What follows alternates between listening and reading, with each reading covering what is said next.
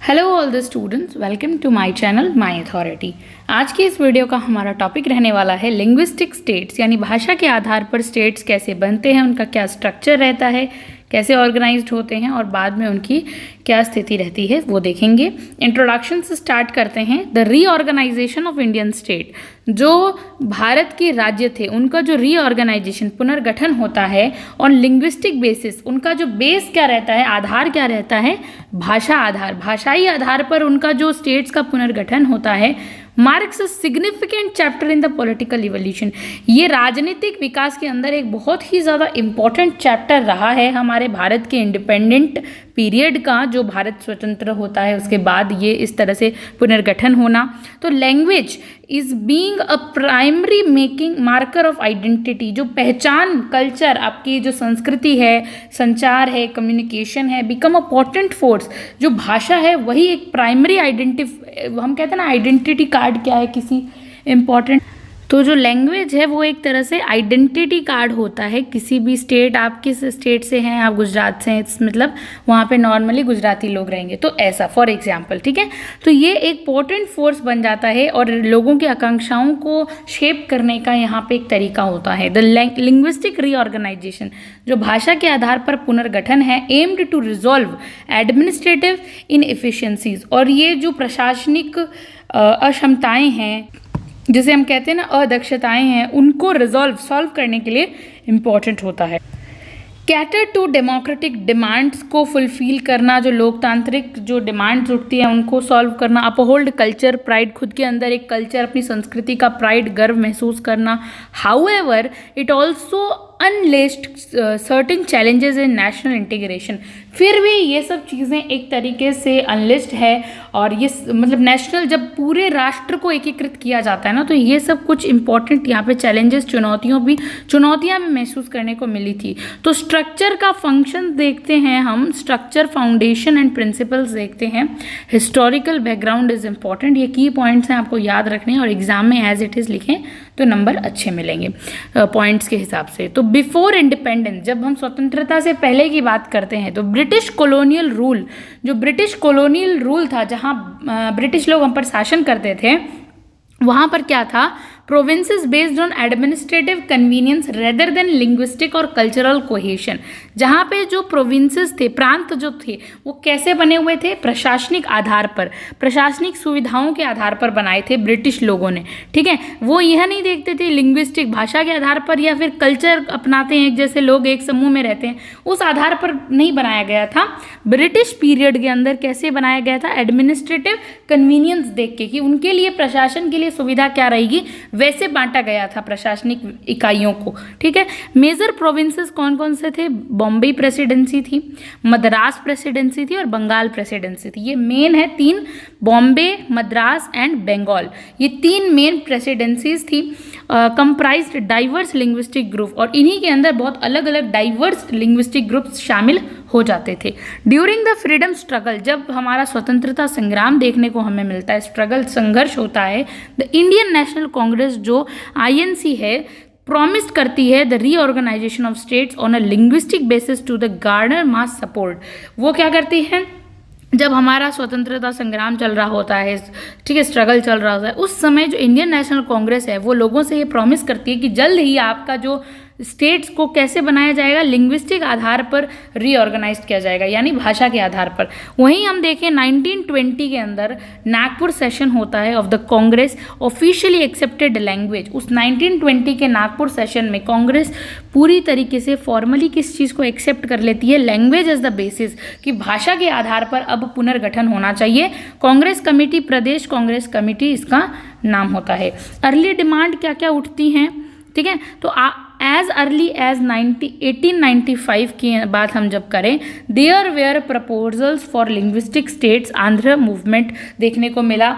यानी आंध्र मूवमेंट क्यों हुआ था, वो लिंग्विस्टिक स्टेट्स की डिमांड कर रहा था कि लिंग्विस्टिक यानी भाषा के आधार पर 1895 का टाइम था, प्रपोजल आए थे। द डिमांड इंटेंसिफाइड पोस्ट 1947 तक चले, with people expecting the government to fulfil its promise. लोगों को लगा जो सरकार है वो उनकी बात सुनेगी और भाषाई आधार पर पुनर्गठन किया जाएगा। तो ये जो डिमांड है वो बहुत ज़्यादा बढ़ती ही जाती है 1947 से 1895 से 1947 तक डिमांड बढ़ती जाती है। फिर हम देखते हैं Nehru and the central government hesitations. क्या इनके पास हेजिटेशन थी इनकी ऐसी? Jawaharlal Nehru and other leaders initially delayed linguistic reorganization. Jawaharlal Nehru ने और अदर्स जितने भी लीडर्स थे उन्होंने पहले ही बहुत लंबा खींच दिया था भाषा के आधार पर रीऑर्गेनाइजेशन करने वाले को, क्योंकि उनको डर था it might be encourage proclamations and threaten of national unity. उन्हें डर था कि कहीं हमने अगर भाषा के आधार पर अभी से ही रीऑर्गेनाइज कर दिया पूरे इंडिया को तो कहीं टूट ना जाए, कहीं पैरोकियलिज्म नहीं हो जाए, लोग मतलब बहुलवाद जिसे हम कहते हैं ना बदल ना जाए, इनके कल्चर में कुछ डिफ्रेंशिएशन ना आ जाए, थ्रेटन था, उन्हें डर था नेशनल यूनिटी ब्रेक ना हो जाए। The government emphasised administrative convenience. और गवर्नमेंट भी किस आधार पर, उस समय जब हम बहुत ज़्यादा फेस कर रहे थे स्ट्रगल को, उस समय गवर्नमेंट वो जोर देती है कि जैसा चल रहा है वैसा ही चलाने देते हैं, एडमिनिस्ट्रेटिव कन्वीनियंस के हिसाब से देखते हैं। उन्होंने प्रेफरेंस किसको दी थी? एडमिनिस्ट्रेटिव कन्वीनियंस को ओवर लिंग्विस्टिक प्रेफरेंस। पहले लैंग्वेज को प्रेफरेंस नहीं दी जाती थी, उन्हें डर था नेशनल यूनिटी में ब्रेक ना आ जाए, इसीलिए इमीडिएटली आफ्टर इंडिपेंडेंस, तो बाद में इंडिपेंडेंस के ख़त्म होने के तुरंत बाद में भी उन्होंने लैंग्वेज को प्रेफरेंस नहीं दी थी। फिर हम देखते हैं अपॉइंटमेंट ऑफ धर कमीशन का अपॉइंटमेंट होता है 1948 के अंदर, इंपॉर्टेंट है, very very important. The government set, जो इंडिया की गवर्नमेंट है अब एक धर कमीशन, नाम क्या है इसका? धर कमीशन को अपॉइंट करती है to examine the facility of linguistic state. ये धर कमीशन एग्जामिन करती है, निरीक्षण करती है कि कौन सा स्टेट भाषा के आधार पर अलग होने के लिए फैसिबल है, ईजी है, हम कर सकते हैं। रिकमेंडेशन, जो सलाह होती है, रिकमेंडेशन सिफारिशें जो होती है वो कैसे आती है? Strongly oppose linguistic states. जो रिकमेंडेशंस जो थी वो कहती है कि अपोज करती है बहुत कि ये ऐसे नहीं होना चाहिए, भाषा के आधार पर नहीं होना चाहिए, एम्फेसाइज नेशनल यूनिटी पर जोर दिया जाए और एडमिनिस्ट्रेटिव एफिशिएंसी ही रहे, लिंग्विस्टिक आइडेंटिटी ना रहे, ऐसी इसमें धर कमीशन में ऐसी रिकमेंडेशंस आती हैं। लेकिन फिर आती है JVP कमेटी। JVP कमेटी के अंदर हम देखते हैं जिसके अंदर कौन कौन ऐड रहते हैं? जवाहरलाल नेहरू, सरदार वल्लभ भाई पटेल और पट्टाभी सीतारामैया। तो इनके ये तीनों JV, okay, JV and P, ठीक है, J से जवाहरलाल नेहरू, V से वल्लभ भाई पटेल और P से पट्टाभी सीतारामैया। इनकी रिकमेंडेशन क्या होती है? इस कमेटी की रिकमेंडेशन, इसकी तो हमने देख ली, ये रिकमेंडेशन होती है इस कमेटी की रिकमेंडेशन, ये अपोस्ट करती है लिंग्विस्टिक स्टेट्स को। JVP कमेटी कहती है, रिकमेंडेशन देखती है कि linguistic reorganization could be postponed, कि उस समय 1949 के दौरान स्वतंत्रता से उभरे ही थे हम अभी, उस समय जो है इसको थोड़ा पोस्टपोन कर दो, करो बिल्कुल, आप भाषा के आधार पर रीऑर्गेनाइजेशन करो लेकिन अभी पोस्टपोन कर दो, ठीक है। नेशनल इंटरेस्ट उस टाइम ज़रूरी था, मस्ट सप्रेसिड लिंग्विस्टिक एस्पिरेशन। तो नेशनल इंटरेस्ट ने क्या किया था? सप्रेसिड किया था लिंग्विस्टिक एस्पिरेशन, आकांक्षाओं को, भाषाई आकांक्षाओं को उस टाइम दबा दिया था, क्योंकि वहाँ पे राष्ट्रहित ज़रूरी था, वो समय नहीं था कि हम भाषा के आधार पर देश को तोड़ दें, ठीक है। उसके बाद हम देखते हैं ऑर्गेनाइजेशन, प्रोसेस एंड इम्प्लीमेंटेशन, कैसे ऑर्गेनाइज्ड होता है, प्रोसेस क्या रहता है। People's movement and pressures, people आंदोलन चलाए जाते हैं, प्रेशर्स क्या होता है? डिस्पाइट गवर्नमेंट रिलेक्टेंस, अब गवर्नमेंट अपनी जगह पर थी, पॉपुलर मूवमेंट्स देखने को मिले, बहुत सारे लोग आंदोलन कर रहे थे। Intensified specially for a separate Telugu speaking state, लोग कहते हैं कि हमें तेलुगु स्पीकिंग माने जो राज्य तेलुगु बोलता है उसको अलग कर दो, जिसमें पोटी श्रीरामुलु's फास्ट अंटू डेथ, इसमें ये आते हैं पोटी श्रीरामुलु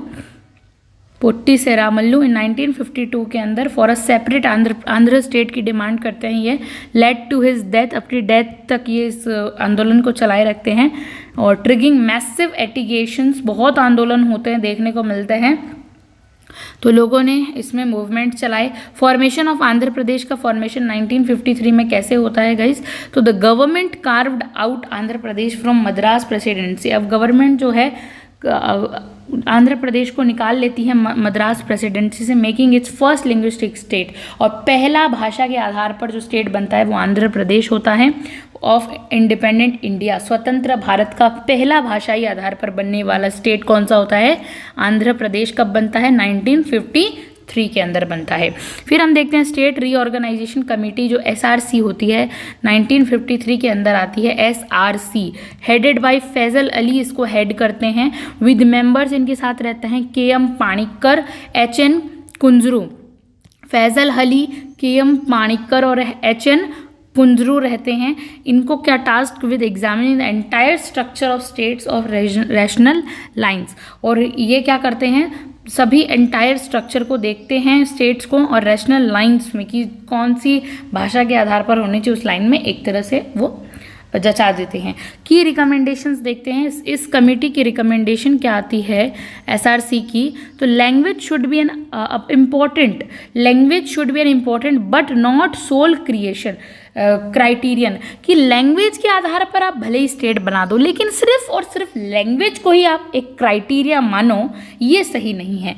एम्फेसाइज्ड एडमिनिस्ट्रेटिव एफिशिएंसी को भी जोर देना चाहिए, आपको प्रशासनिक दक्षता भी देखनी चाहिए, इकोनॉमिक विएबिलिटी कैसी है उस स्टेट, वो इकोनॉमिकली कैसा है, और प्रिजर्वेशन ऑफ नेशनल यूनिटी की बात की जा रही है यहाँ पर। हर चीज़ को देखो, सिर्फ भाषा को आप एक क्राइटेरिया मत बना दो। तो ये किसके रिकमेंडेशन थी, SRC की रिकमेंडेशंस थी। इसने क्या सजेस्ट किया, रीऑर्गेनाइजेशन ऑफ 27 स्टेट्स इनटू 16, कि 27 राज्यों को, ओनली 16 राज्यों को ही रीऑर्गेनाइजेशन वापस पुनर्गठन करने की बात की। अब हम देखते हैं स्टेट रीऑर्गेनाइजेशन एक्ट आता है 1956 के अंदर, जो कि बहुत इम्पॉर्टेंट एक्ट है, very important state reorganization act. कब पास्ड बाय द पार्लियामेंट, इसे पास्ड करता है leading to the creation of linguistic states को क्रिएट करने का ये एक लीड करता है, जिसमें आता है बॉम्बे स्टेट, जिसमें बॉम्बे में मराठी और गुजराती स्पीकर्स थे। ठीक है, बॉम्बे स्टेट में कौन कौन थे, मराठी और गुजराती स्पीकर्स। दिस इज, तो ये था वो एरिया। वेट अ मिनट, तो ये जो एरिया था ना, ये वाला एरिया, यहाँ पे महाराष्ट्र के लोग रहते हैं, यहाँ पे गुजरात के लोग रहते हैं, तो इनको मिला के एक ही बना दिया गया था जिसका नाम था बॉम्बे स्टेट। ओके, अब हम देखते हैं केरला। तो आप देखिए, ये जो साइड थी, ये वाला, ये केरला था, जिसमें यहाँ कर्नाटका और केरला दोनों मिला के बनाया गया था इस साइड को, जिसमें मलयाली लोग भी थे, मलयाली मेनली मलयाली स्पीकिंग लोग थे।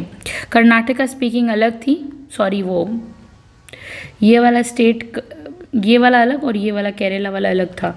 ठीक है, जिसमें कन्नड़ा लोग थे, कर्नाटका में कन्नड़ लोग थे, केरला में मलयालम। अब हम देखते हैं मध्य भारत का जो कैसे रहता है, जो बीच में यहाँ पर जो है ये स्टेट, इसमें क्या है, मध्य प्रदेश में Punjab and other restructured states आते हैं। फिर हम देखते हैं abolish the categories of part A, B, C, D states, introduced a uniform classification of states and union. ये जो कैटेगरी थी part 1 A, B, C, D पहले इस हिसाब से था, उसको अबॉलिश किया गया और फिर स्टेट्स को अलग यूनियन टेरिटरीज और स्टेट्स में क्लासिफाइड, वर्गीकृत किया गया। फर्दर रीऑर्गेनाइजेशंस, बहुत सारी रीऑर्गेनाइजेशंस बनती है, वो कौन कौन सी होती है, बॉम्बे ब्रिफिकेटेड बनती है इनटू महाराष्ट्र, जिसमें मराठी स्पीकिंग लोग रहते हैं। ओके, मराठी स्पीकिंग लोग रहते हैं, गुजराती लोग रहते हैं, गुजराती 1960 में बनती है, ये रीऑर्गेनाइजेशन होती है। फिर पंजाब वॉज रिकग्नाइज्ड 1966 के अंदर, पंजाब में पंजाबी स्पीकिंग और हरियाणा में हिंदी स्पीकिंग लोग रहते हैं।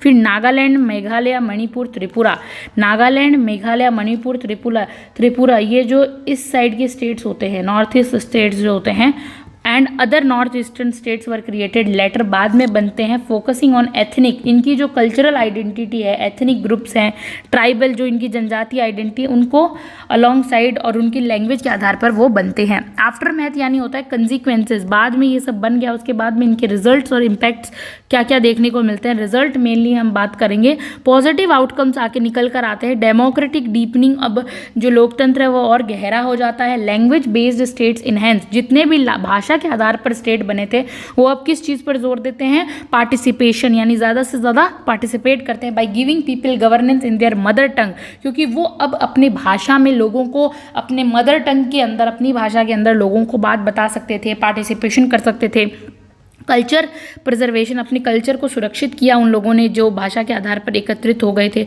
ठीक है, वो इंपॉर्टेंट था। तो कल्चरल प्रिजर्वेशन देखने को मिला। रीजनल लैंग्वेजेस, जो क्षेत्रीय भाषाएं थी and culture received protection and promotion, अब उनका प्रमोशन होने लगा था, ठीक है, ज़्यादा से ज़्यादा बढ़ावा मिला था उनको। एडमिनिस्ट्रेटिव एफिशिएंसी, अब इसके अंदर पॉजिटिव आउटकम में हम देखेंगे बहुत एडमिनिस्ट्रेटिव यानी प्रशासन दक्ष हो गया था। गवर्नेंस जो शासन था बिकम ईजियर, क्योंकि लोगों को दूसरी भाषा का यूज़ नहीं करना पड़ता था।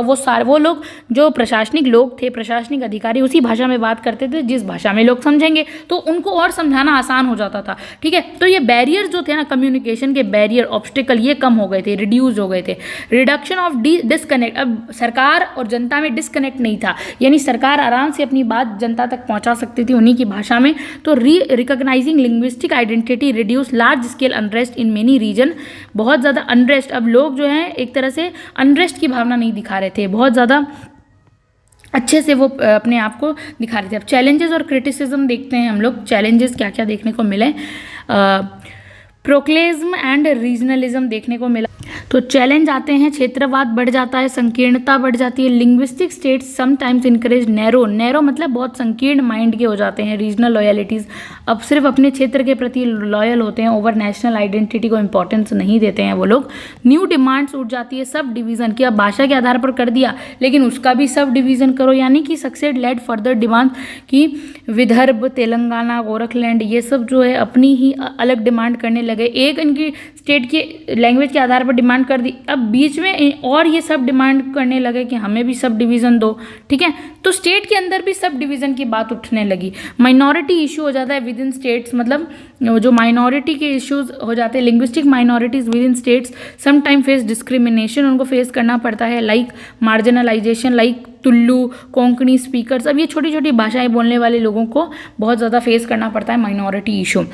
पॉलिटिकल फ्रेगमेंटेशंस, विखंडन हो जाता है अब यहाँ पर राजनीतिक तरीके से, क्षेत्रवाद बढ़ जाता है। रीजनल पार्टीज जो होती है वो gained prominence, sometimes complicating national politics को बहुत ज़्यादा कॉम्प्लिकेट करते हुए अपने गेंड करने के लिए, अपने प्रोमिनेंस को बनाए रखने के लिए वो नेशनल पॉलिटिक्स को भी हार्म कर सकती है। तो राइज ऑफ रीजनल पार्टीज, इसी समय रीजनल पार्टीज का राइज होता है। The linguistic reorganization give a boost, जैसे ही भाषाई आधार पर पुनर्गठन होता है वहाँ की पार्टियाँ उभर कर आती है, लाइक डीएमके इन तमिलनाडु में उभरती है। Regional parties begin playing crucial roles in national coalition and policy making, अब रीजनल पार्टीज जो होती है वो बहुत ज़्यादा नेशनल पॉलिटिक्स में गठबंधन बनाती है, पॉलिसी मेकिंग करती है। पर्टिकुलरली फ्रॉम 1980s से आज हम देख पा रहे हैं कि आज कॉलिशन की गवर्नमेंट देखने को मिलती है। इन्वॉल्विंग फेडरलिज्म हो जाता है, सब लोग मिल के संघवाद खेलते हैं, यानी the process help strengthen Indian federalism by accommodating diverse identity, यहाँ पर एक साथ आ जाती है, अलग अलग भाषा बोलने वाले लोग आ जाते हैं। However it also led demand to the greater autonomy, और सब मिलकर ज़्यादा स्वायत्तता की डिमांड करते हैं, जैसे आसाम मूवमेंट, खालिस्तान मूवमेंट हमें देखने को मिला, ये आंदोलन हुए थे वो। जुडिशियल इंटरवेंशन हो जाता है, सुप्रीम कोर्ट केसेस आ जाते हैं इसके अंदर, जैसे बेरूबारी केस है वो हमें देखने को मिला, रीऑर्गेनाइजेशन के ऊपर ही था Berubari case, further defined as the constitutional aspect of the state, reorganization के ऊपर था। कंक्लूजन देखते हैं इस आंसर का हम लोग, ओके। तो कंक्लूजन ऐसा है कि the reorganization of Indian state on linguistic basis was bold, बहुत बोल्ड था, नेसेसरी भी ज़रूरी था, लोग डिमांड कर रहे थे। एक्सपेरिमेंट इन डेमोक्रेटिक एकोमोडेशन, आज हम जो जिस लोकतांत्रिक समाज में रहते हैं उसके लिए ज़रूरी था। While it successfully address many immediate linguistic and cultural aspiration, लोगों की आकांक्षाओं को इसने सक्सेसफुली एड्रेस किया था, लोग डिमांड कर रहे थे, इमीडिएट लिंग्विस्टिक था। तो it also sowed seeds in regionalism, लेकिन यही जो है बीज यहाँ से ही बोए जाते हैं क्षेत्रवाद के, रिक्वायरिंग कांस्टेंट बैलेंसिंग, और इस चीज़ को रिक्वायर था कि बैलेंस किया जाए, नेशनल यूनिटी को और डाइवर्सिटी को बैलेंस किया जाए। ओवरऑल जो पूरी तरीके से हम देखें, linguistic states have contributed to India dynamic and resilient federal structure. जो ये लिंग्विस्टिक बैरियर्स जो था, लिंग्विस्टिक जो स्टेट था, जो भाषा के आधार पर स्टेट बने थे, उन्होंने इंडिया को बहुत डायनेमिक बनाया, बहुत व्यापक बनाया, रिसिलियंट फेडरल स्ट्रक्चर को बनाया बहुत ज़्यादा। Reinforcing principle of unity in diversity को हम देखते हैं यहाँ पे प्रैक्टिकल रूप में हमें दिख रहा है। वाइल कीपिंग ओपन डायलॉग, लोग बोल सकते हैं, इन्वॉल्व कर सकते हैं, ज़्यादा से ज़्यादा एडमिनिस्ट्रेटिव रिफॉर्म सुधार ला सकते हैं। तो यही इसका मेन कंक्लूजन था। तो इसी के आधार पर आज हमने देखा लिंग्विस्टिक आधार पर जो रीऑर्गेनाइजेशन स्टेट्स का देखने को मिला था वो ये था। Thank you so much for watching this video.